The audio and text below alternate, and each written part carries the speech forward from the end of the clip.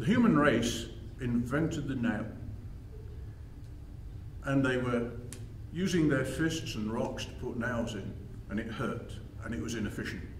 So the engineers invented a hammer.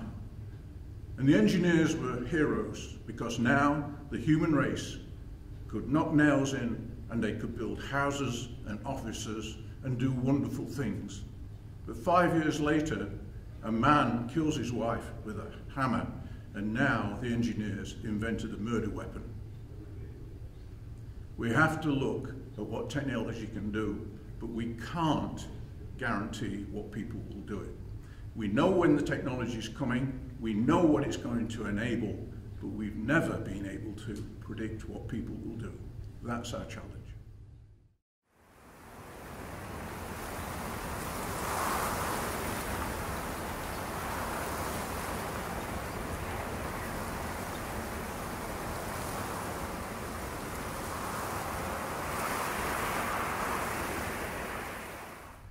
My name is Peter Cochrane. I'm visiting professor at Hartford University, but I'm also a professional engineer, entrepreneur, and investor in companies.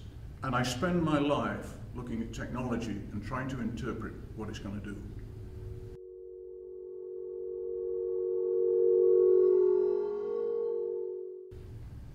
People think that recycling is going to get us to a sustainable future, and it isn't. There isn't a single sustainable solution in recycling. Sure, we should be doing it, but the future is more about new technology, new material science, and changing the way industry operates and the way we live. Changing the light bulbs and saving milk bottle tops is not enough.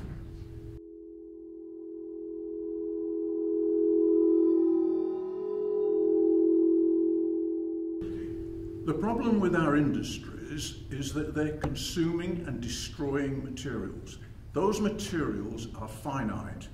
With the expansion of China, with the effort to give everybody on this planet an equitable standard of living, there is not enough material on this planet to do it.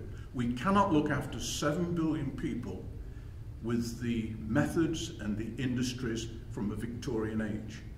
We have to provide new materials, and they are going to come from biotech and nanotech, and they will not only be 100% recyclable, they will be reusable as well.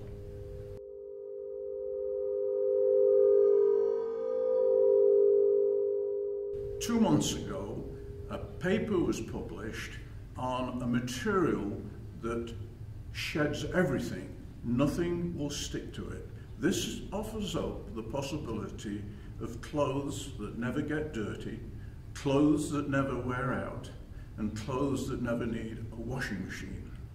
Now that would save a huge amount of detergents, water, energy, and the use of materials. But we've also got something else happening that's really important. We are coming closer and closer to the end of the Silicon Age, and what takes over from there will most likely be carbon-based, it'll be nano devices, and it may well be that we grow our computers in the future as opposed to fabricating them in the way that we do today.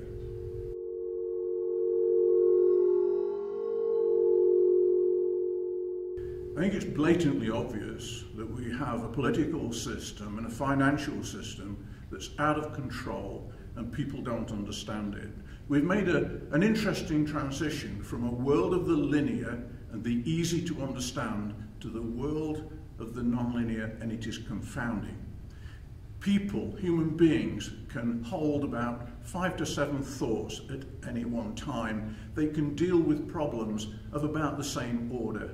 But what we're facing is huge problems with hundreds of variables, and we need help.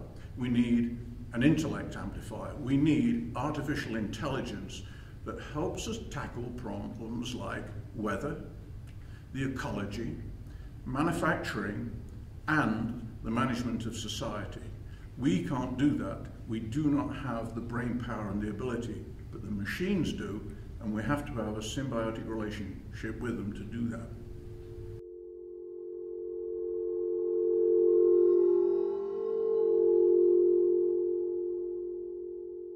every time we get a new technology, we tend to introduce it rather badly. It happened at the beginning of the Industrial Revolution. People were put out of work, and then later new jobs were created.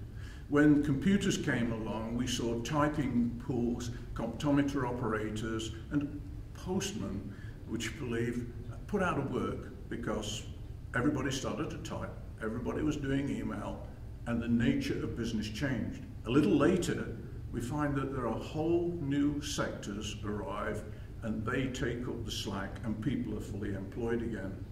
I don't know whether we've got the ability, wisdom, or capability to actually plan for technological transitions, but to date, we've handled it very badly.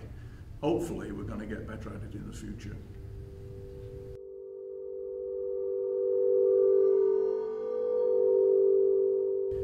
The Hollywood scenario is always a cataclysmic one, with robots, artificial intelligence, grinding humanity into the dust and taking over. Will that happen? I don't think so, not unless we help them. We have Asimov's laws of robotics, but we have chosen to ignore those, and we now see robots with guns and bombs and rockets killing people. We are telling the robots to kill people. We shouldn't be surprised if they do that. It's not their fault. All technology is inert. When people get involved, that's when the trouble starts. So we need to start thinking about the upside of the technology and how we employ it. If we can devise hunter-killer robots, we can also devise medical robots and care robots to fill a gap that is really widening in our society. The care of human beings is being engineered in Japan with robots. In the rest of the world, it is not. That's a big opportunity and a big upside. Will the robots ultimately take over? Well, I don't think so, because I don't think their intelligence is growing exponentially with our technology. I think it's growing linearly.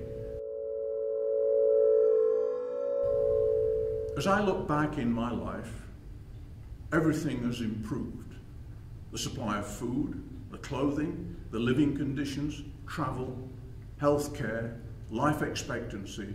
Life is far better now than when I was a child, and indeed when my grandfather was a child. At 11 years old, he joined his mother down a coal mine. We don't do that today, certainly not in the West, but there are parts of the world where that still happens. I think where it is leading is to a world of stability where everybody enjoys a nice, reasonable, and sustainable standard of living. That's where the technology is leading us.